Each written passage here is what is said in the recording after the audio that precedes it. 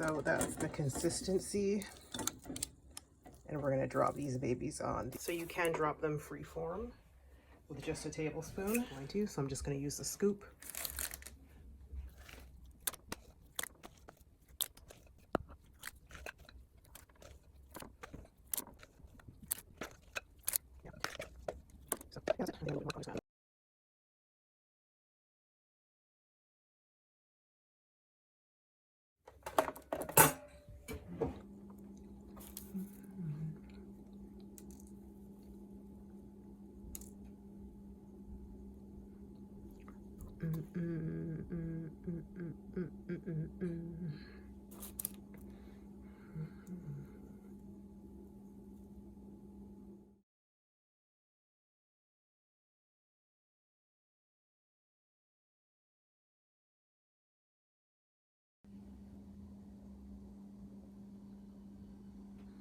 Yeah, it's cooled off. It's not as hot as in the last one. Oh, it's not hot at all anymore because it's just warm. That's what the inside of it looks like. I used a lot of raisins. You can use raisins or currants or really any dried fruit that you want. I don't know if that's showing up.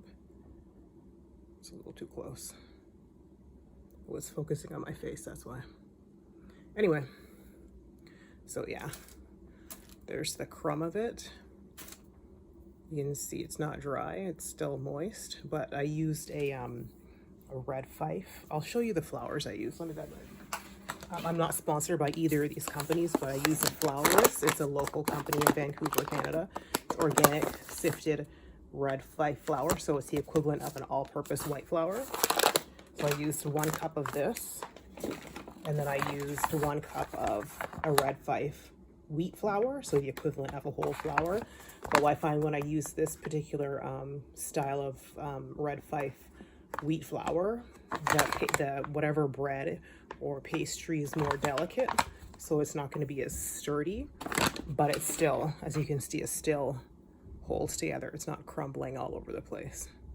It's still got some give there.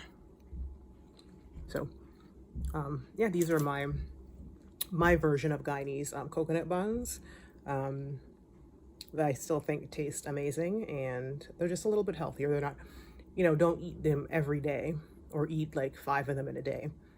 But for a treat, if you have people coming over, it's a good alternative that they still taste good, but they're just a little bit healthier for you.